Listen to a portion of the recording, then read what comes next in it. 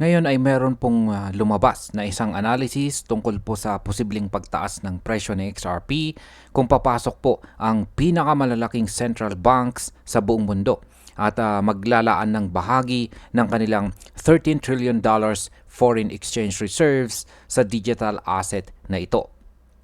Sa kasalukuyan, nasa presyo pa lamang po na $2.80 itong sa XRP.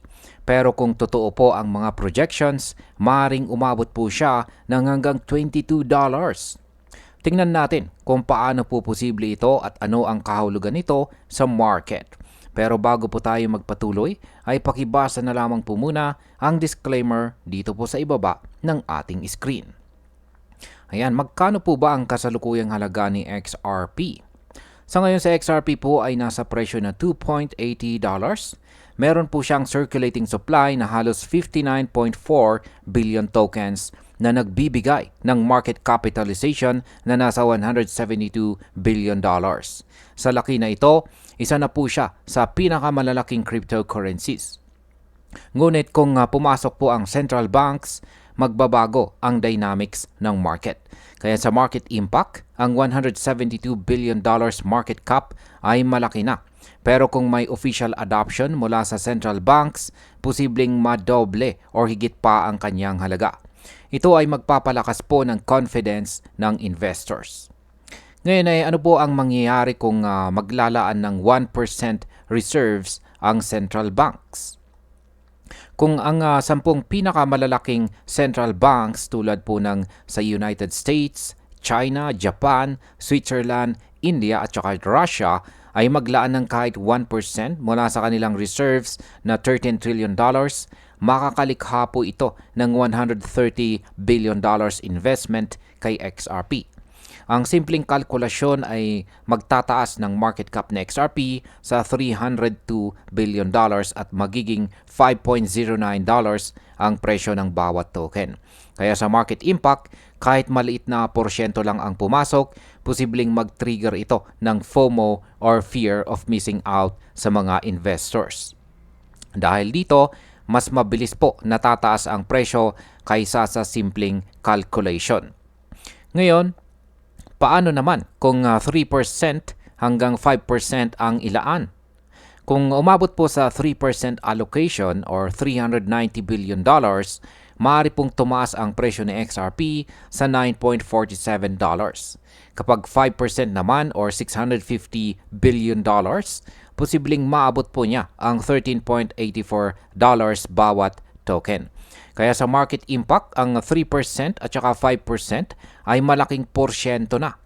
Kapag nangyari ito, malamang na makita po natin si XRP bilang isa ng pangunahing digital reserve asset at hindi lang speculative crypto.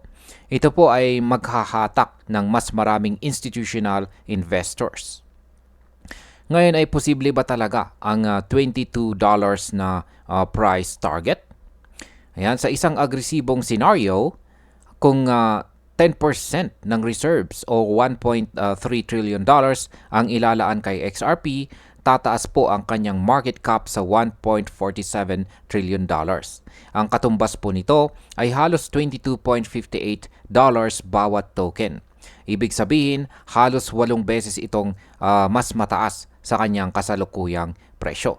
Kaya sa market impact, ang ganito pong klase ng adoption ay magpapakita na sa XRP ay kaya niyang makipagsabayan kay Bitcoin bilang digital reserve. Posible ring magkaroon po ng multiplier effect dahil hindi lang presyo ang tataas kundi pati market sentiment at saka trading volume. Ngayon ay gaano naman po kataas ang posibilidad na mangyari ito? Bagamat napakalaki ng potensyal, mababa po ang posibilidad na agad po itong mangyari. Sa ngayon ay mas nakatuon po ang mga gobyerno at saka central banks kay Bitcoin bilang pangunahing digital reserve. May higit 517,000 BTC na hawak ng iba't ibang bansa na may halaga na lampas po sa $56 billion. Samantala si XRP, Ethereum at saka Cardano ay nananatili pa rin nasa speculative stage pagdating po sa official adoption. Ang interest po ng ilang bansa gaya po ng China at Russia ay mas nakatuon po sa stable coins at saka Bitcoin kaysa sa altcoins tulad ni XRP. Kaya sa market impact, kung hindi po agad pumasok ang mga central banks kay XRP, mananatili itong speculative asset. Pero gayon pa man, kahit maliit na allocation lang mula sa isang bansa ay sapat na para magdulot ng malaking hype at saka presyo. Bilang panghuli, para po sa akin ay napaka-exciting ng ideya na pwedeng umabot sa XRP sa presyong $22. Lalo na kung pumasok ang central banks. Pero kung titingnan po natin ang kasalukuyang sitwasyon, mas malapit sa realidad or katotohanan na manatiling focus ng mga gobyerno itong si Bitcoin. Gayunpaman, hindi natin dapat maliitin sa XRP dahil sa patuloy na paglaki ng kanyang gamit sa cross-border payments. Kahit maliit na bahagi ng investment mula sa isang bansa ay sapat na po para magbigay ng malaking pagbabago sa kanyang presyo. Ang pinakamainam po na gawin natin bilang mga traders at investors ay ang obserbahan ang mga galaw ng central banks at kung paano po sila magsisimulang gumamit ng blockchain asset. At ayan, hanggang dito na lamang po tayo sa video na ito mga ka-crypto. Marami pong salamat sa panonood, ingat po tayo lagi at God bless po sa ating lahat.